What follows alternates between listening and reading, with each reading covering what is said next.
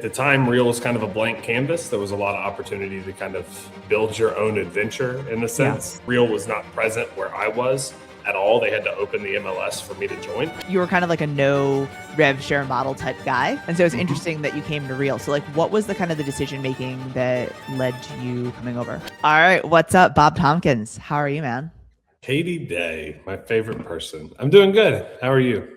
I'm excited to dig in with you because we joined Reel at around the same time, and it's been like quite a journey. I was first, but we both beginning of 2021.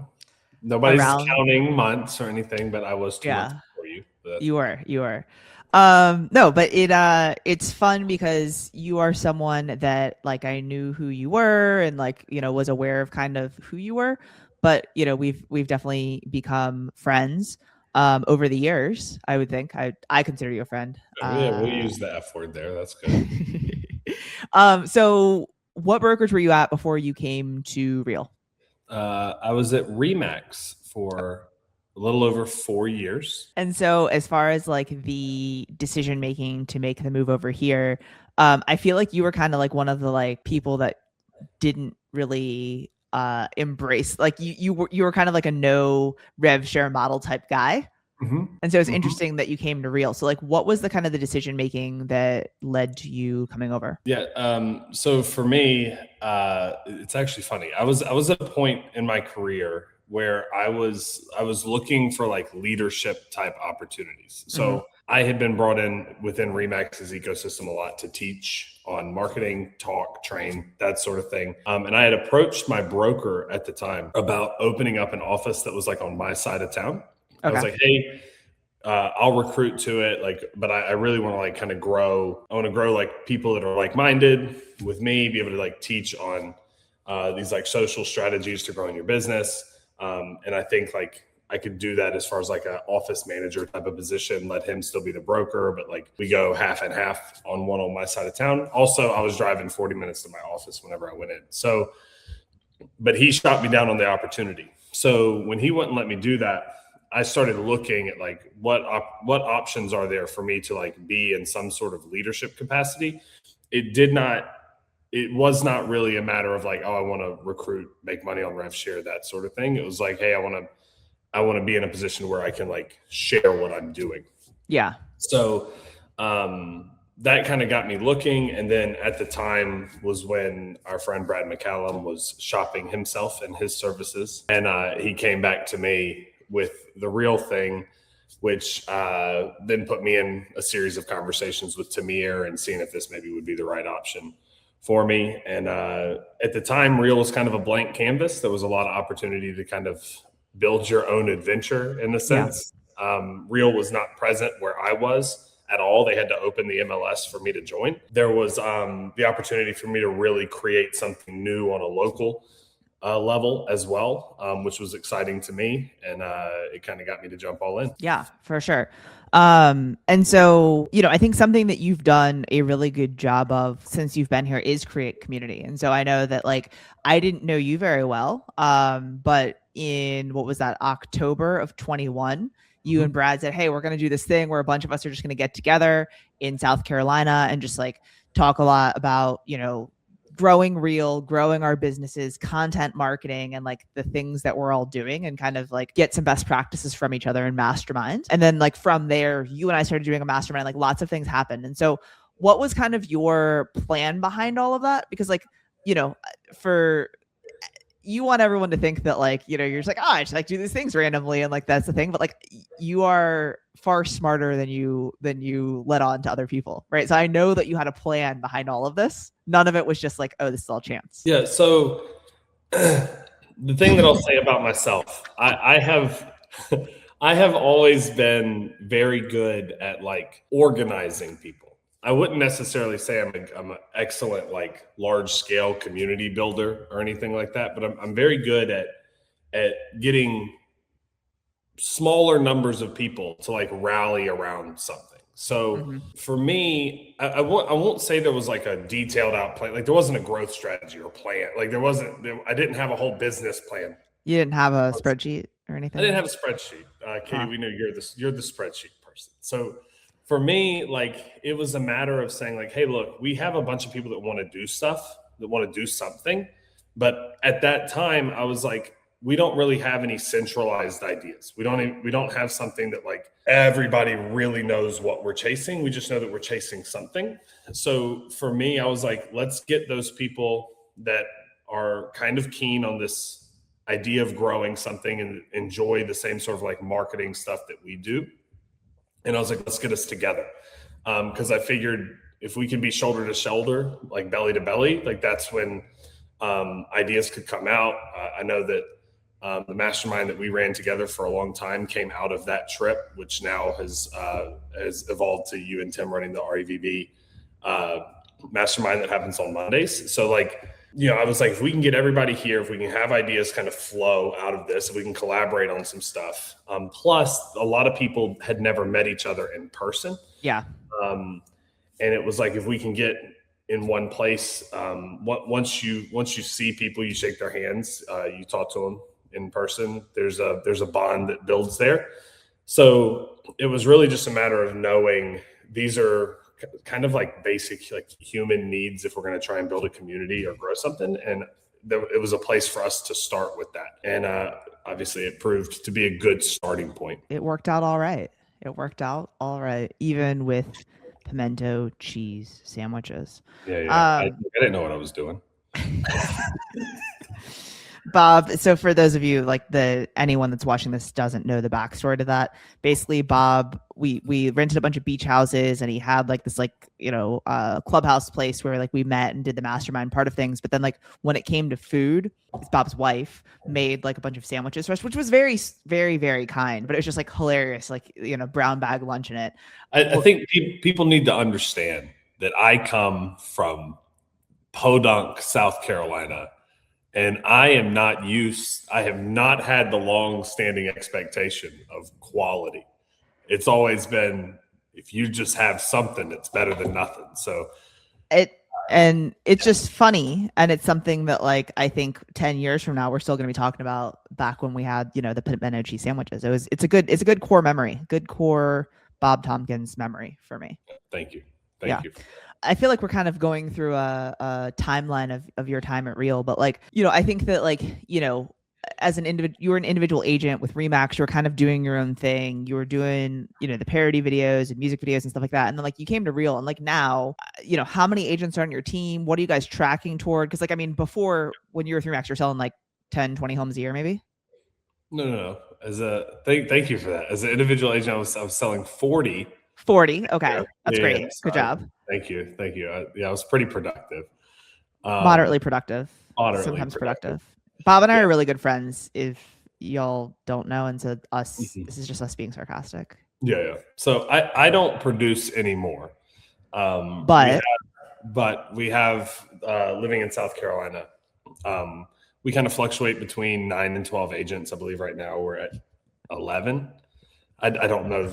It's been the same number for 2 weeks. Sometimes it's up, sometimes it's down. Sometimes it's down. The goal, I mean, we're looking to grow that significantly this year. Yeah. But the last year we did 91 transactions for 37 million, which is solid. We want to get to 160 this year and around 60 million. So, there's some agent growth that's got to come in with that, but there's also just like an increase in production that we want to see too. Well, and so like, I guess my question with all of this and is like, do you think that if you would have stayed at your brokerage and kind of done the same thing, that you would have been on this path to have this team and do everything that you're doing now? Or do you think that you would have been like fine selling 30 to 50 homes a year and just like on the same path you were on? I mean, if I was still at Remax, I would be selling. Like, I mean, I don't know. I had dabbled with and tried to like do a team thing there. Because again, it's hard for me to say because I had the thirst to try and like grow. I had the thirst for leadership. Like there were things I wanted to do. Yeah. So it's like I could have seen myself maybe doing that, but like the team thing at Remax was insanely expensive. I had to pay, my overhead went up $600 a month. Every single agent I brought in. So it wasn't like a really feasible thing to do there, Where here it's a lot easier. It makes a lot more sense. Well, and that's so I find that a lot, right? Is like I was talking to an agent with Keller Williams, and they were like basically like, I need to keep my team under 3 agents. And I was just like, okay, like, so small and mighty, nimble's always good. And she's like, well, no, I'm doing it because once I get to 4 or 5 or 10 or like each like benchmark, then my cap increases. I was like, well, tell me more about that. And it was like for every, increment of agents added to the team, they add on 10 or 20 or 50 or how many ever thousands of dollars to the cap. And so similar at Remax, right? It's like they're kind of penalizing you for growing and bringing more income into the brokerage. And like we know that there are startup costs. Like even if you brought someone onto your team that was selling 50 homes a year, right? And you're like, oh, this is another person in another city, 50 homes. Like they're not closing a home on day one, right?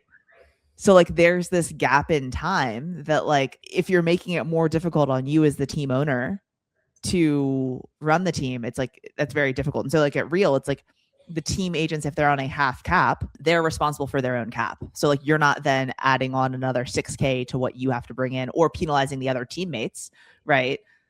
For that. And so that's something that I think isn't talked about as much, right? I don't think everyone realizes like if you have a team at Real, the team leads on a full cap, you can have agents on a full cap or a half cap, but they're all responsible for their own cap unless the team lead pays for it. But like the default setting is that the agents are responsible for their own cap, which is a big reason why, like for me with the ambitions that we have, it's like it would have been easy with RevShare for me to just be like, oh, I don't have to do anything else anymore.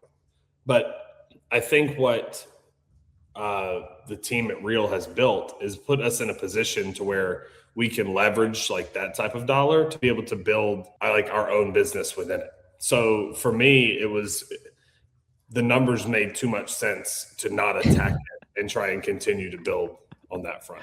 Yeah. All right. What do you think is something that you like when you're talking to people about coming over to Real, like that you always want to make sure you go over or you talk about? Yeah, if somebody's looking at coming to the company. Yeah. For me, one of the biggest things is the access to information, the access to knowledge. I think access to knowledge is power. It's not necessarily that knowledge itself. It's how much can you grow? How much access do you have to grow? And one of the things that I think Real does better than anybody else is provides access to knowledge. And a lot of that's through the masterminds, through the different communities that are available here and open to everybody at the brokerage. For me, a lot of this was like the pain of being at a franchise model before. Every franchise taught different things. Yeah. So it was like, and they were very protective of stuff. Unless you were in like the national setting of like the national conference, there was not like a lot of free flow of ideas. So you always felt like you were in a bubble of like, oh, well, this is how things operate at this franchise. These are how things are at this franchise. And it's like, well, I'd love to be able to like learn and pick and pull from what different people are doing. And then coming over here, and obviously both of us have been a part of seeing that grow and kind of a voice to it growing. I'm very proud of that because I know my own personal involvement in that, but also seeing the effect that it's had on the agents at the company. And you hear different stories all the time about how somebody got an idea from a certain group or somebody implemented from a mastermind and the impact that that's had on their business. And I'm very passionate about that. I don't think you see it really anywhere else in the industry, except for certain like companies that require thousands of dollars to buy into every single month. It's like to be able to come here and have that at basically no cost is an incredible value add. How do you recommend agents, like once they're here, like how do they get more involved? How do they find that? Yeah. So that's really on them and their sponsor. So, like number one, the stuff's available in the app. Like anybody that spends time in the app and navigates around can find the stuff. Yeah. But at the end of the day, like a good sponsor is always going to make sure that their agents know where to go. And I tell this to pretty much everybody that comes in. I'm like, consider me like the map in Dora the Explorer for the brokerage. Like you come to me, I am the map. I show you where to go. So like that is my role as sponsor. Don't you love that Don't you love that? Is was Waveland like really into Dora the Explorer? No, no, no, no, no. That's okay. All I right. watched it as a kid. Actually, that was like the show that my parents put on when I was like 9, 10. My brother was a little younger than me. Oh, South Carolina education, I guess. I don't swiper know. no swiping, baby. That's where I All learned not right. to steal. This is yeah. No. I always say I always think that, and I tell people that it's like they have to also like do the thing, right? And so very frequently people don't participate or go to the masterminds or go to in-person events or do things, and then they're like, oh, I feel like there's no culture. I'm like, well, you also have to participate, right? You can't Mhm. just sit back and wait for people to, you know, come and find you, right? Like you need to seek out the masterminds and the groups and the different things like that. So I think that that is also very important. All right, what do you feel like we haven't covered that we should talk about, or that you think is like important on the real front? This is a personal experience thing. This is not necessarily like I don't know if everybody would feel this, but for me, I think the talent that exists at the brokerage, and this is not just from like a mastermind standpoint. Yeah. When I look at the future and I'm like, where's Real going to go from here? What possibilities exist? I think Real has more talent on an agent level than every brokerage. And that's no offense to my agent friends that are at other brokerages. It's just the collection of talent is very, very strong here. Mm-hmm. I just think about, we have A+ players that are almost like fringe people here, that like sit on the outskirts of like some of the leadership groups that we have. So it's like, for me, I know we experienced it, what was it, a year and a half ago. We had a very big player that was at the company leave, go to a different company. Spring, like we know who she is. So like she left, and I just felt like from a leadership standpoint, it's felt like I had missed her for one day. You know what I mean? It's like there's somebody else that can always step up and continue to lead, to where Real has not lost anything in that. And there is a particular strength in knowing that like our growth isn't necessarily going to be slowed down by some big player leaving. And I think that speaks to the collection of talent that we have. The access that people have in that like these big name people, not just in name, but in what they're able to do, are accessible through these different calls for people to be able to come in and collaborate and learn from too. Which is just kind of a superpower that honestly, I think for a lot of us at Real, we kind of take for granted. We take for granted because it's like, it's there, it's common. Yeah. It's there, it's common. Yeah. It does not feel unusual. But I think there's a reason when we have people from other brokerages step in and they're like, oh my gosh, this person's here. This person's here. It's like you realize through their own eyes, like there's a lot of freaking talent in the room. And I think it's one thing that we could do better is not take it for granted. Yeah. It's sometimes like you don't realize what you have because it's there every day, or you don't, I forget what the song lyric is, but like, it's like one of those things that it's like you don't really realize it because it's just normal and it's everyday life. So yeah, I mean, I think that we could always do a better job of like being louder and also expressing gratitude to people and things like that. But like, yeah, it is pretty cool. And it's a fun, community to be a part of and pour into, and also get a lot from. You know what I mean? Like I feel like I've learned so much from so many different people, that yeah, I feel very fortunate. As you should, Katie. You should feel fortunate that you know me, is what you're trying to tell me, right? Always. Yeah, love that. All right, man. Well, hey, I appreciate you. I am glad that you hopped on, and I look forward to seeing you in person sometime soon. Love you always. Looking forward to the next time.